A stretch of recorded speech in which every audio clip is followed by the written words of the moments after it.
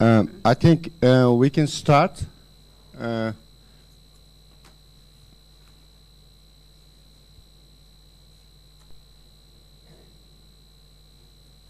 Benim prezentasyonu koyar mısınız?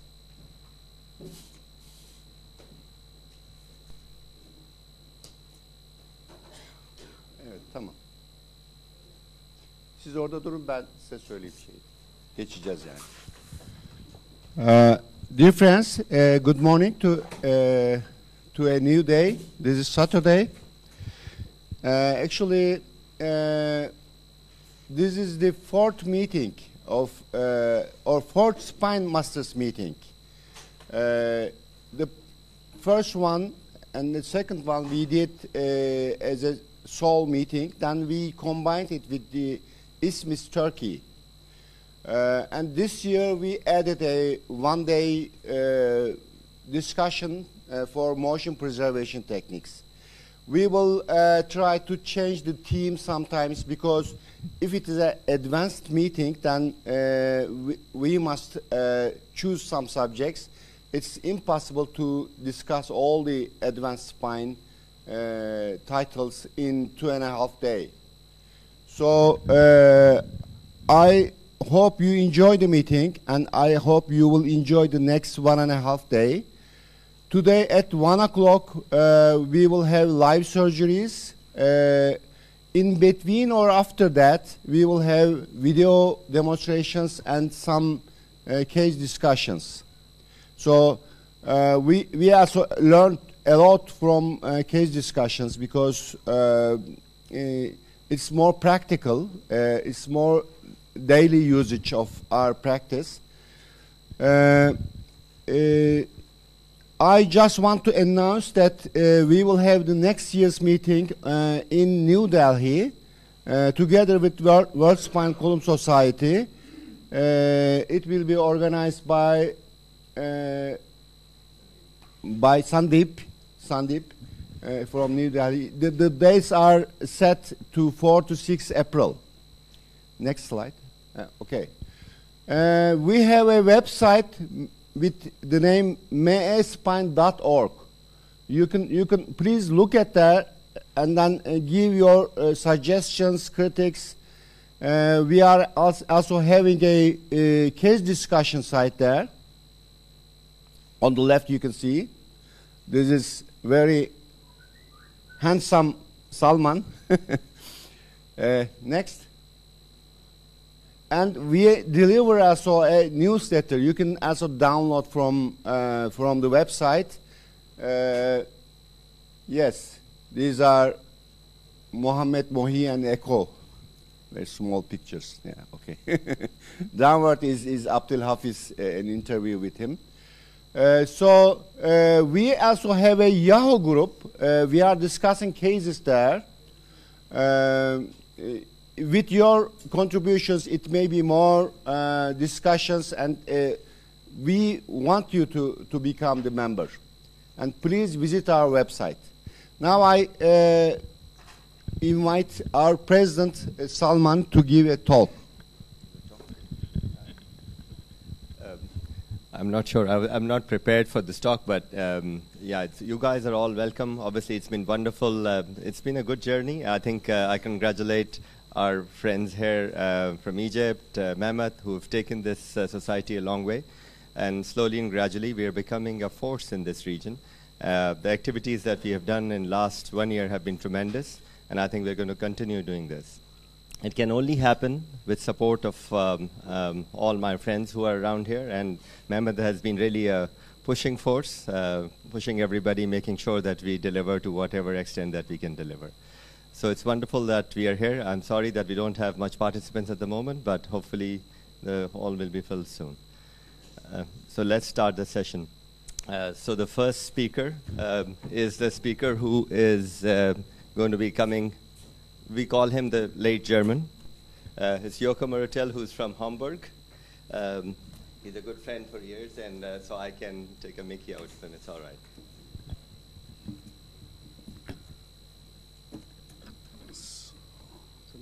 Working? Okay.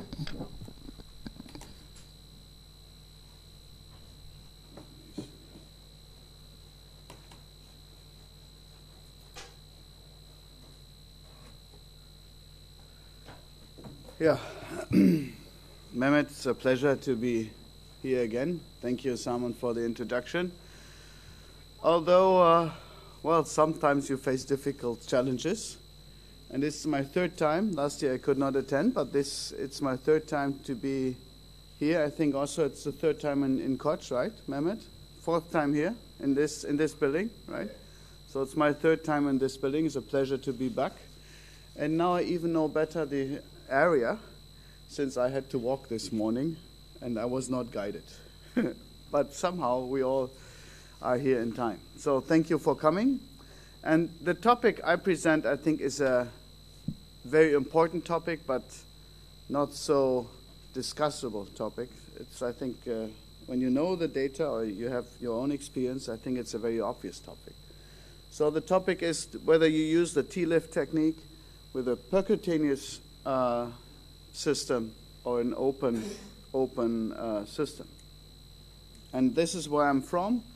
This is my first slide now, since nobody knows Homburg, and we had the nice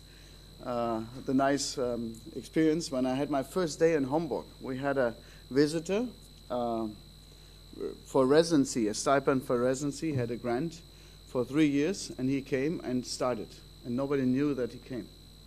And then it turned out after 4 weeks that he had actually a grant for Hamburg. Hamburg is right here, so it's a 2 million people city, and he somehow ended up in Hamburg. So this is a small city here in the state of Saarland, which belonged to France for quite some time, but now it's German.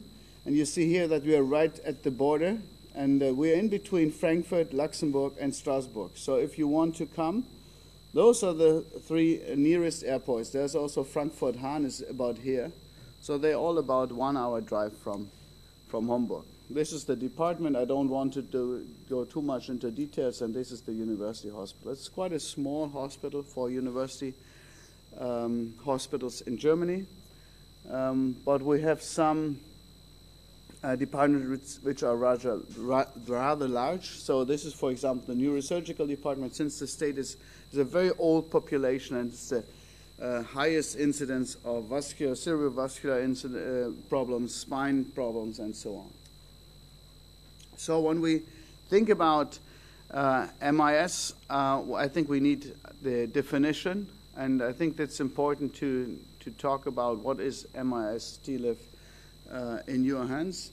So we have 2 different kinds of MIS TLIF we use. The one MIS TLIF we use is a standard microdiscectomy, and then we do percutaneous screw. This percutaneous screw can be through the same incision as you do the microdiscectomy and the cage implantation, or can be through additional incisions.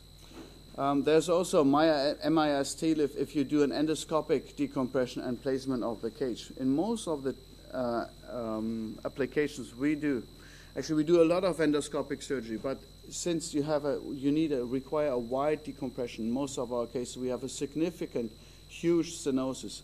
We do a microdiscectomy, a microdecompression, and then add the percutaneous technique. To compare this, it's a posterior lumbar interbody fusion, so you need both sides to explore. You need a cage from both sides. You have 2 cages to implant, so you need an opening on both sides.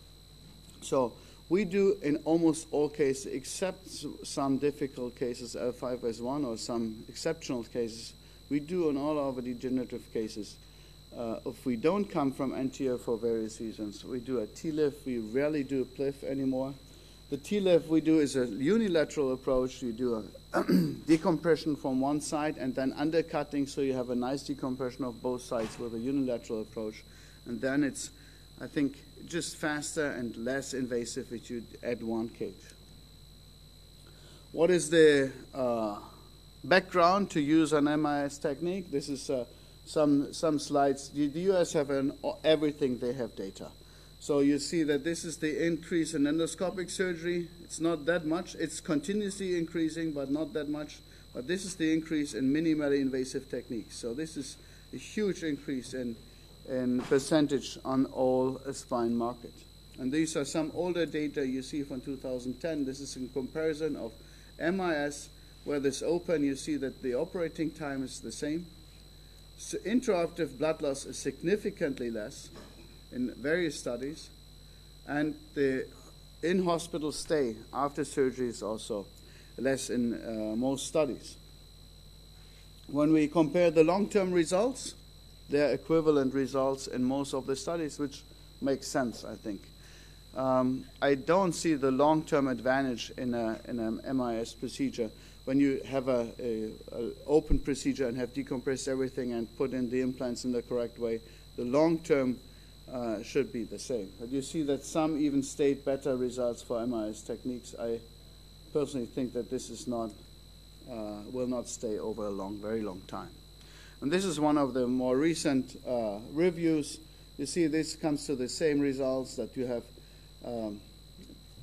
less blood loss and less in-hospital time. Clinical results and complications are very similar. So when we think of this, we have evidence that if we use MIS, we have less blood loss, less shorter hospital stay, less post-op pain, and equivalent long-term results. So basically, if you think about this, everybody should use MIS techniques. These are the theoretical advantages which guide us to this superior results. I think there's a reduced soft tissue trauma, and it's not the soft tissue trauma which gives you the reduced blood loss. It's just the less exposure, the small surgical field. If you have a huge wound area, it's very likely that you have a continuous blood loss. Even if it's very subtle, it's not significant, but it might take you a longer time. With this huge wound area, you have more blood loss than with a percutaneous system. I think in our hands we have a reduced surgical time, at least if you compare this with a unilateral approach and percutaneous screws, because you don't have to explore all the contralateral side. If you say, well, you know, this is not time consuming. It takes me only 10 minutes to expose all the structures on the other side. Well, if it takes you 10 minutes, then it's 10 minutes more than the unilateral approach. And I think what it's very, very important is if you use intraoperative 2C-arm techniques. This is like an intraoperative alive neuronavigation. And I think this is one of the most advantages, because you don't only rely on your own skills and you think this is the direction I have to put the screw in and I'm sure that it's right. No, you really have the X-ray feedback that you have additional information on this positioning of the screw during the procedure. Neuronavigation is a different issue.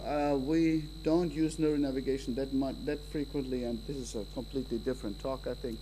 But you have these faster recovery, and this is the result of this is a two-lift TLIF, 2 levels TLIF we do without any additional skin incision. So you see this is about a 4 centimeter skin incision for 4 screws and the cage. I think this is, there's only one additional small puncture here and here, which is not on the image for the rod implantation. But there's some disadvantage, and this is why we have to talk about this technique at all. We'd still have to discuss whether you should use it or not. I think the intraoperative orientation is quite unfamiliar. So if you don't have much experience with an open technique, it's more difficult to really understand where you are with your instruments and with your exposure in the percutaneous technique. So this might result in a bad implant position, particularly if you're not that experienced. There's increased risk for a nerve root lesion since you are not aware exactly where you are and you don't have exposed everything. And I think this is the most important part, is the compromise of the facet joint, since you tend to stay too far medial. Also, all minimally invasive procedures harbor the risk of insufficient decompression, particularly in the beginning of the learning.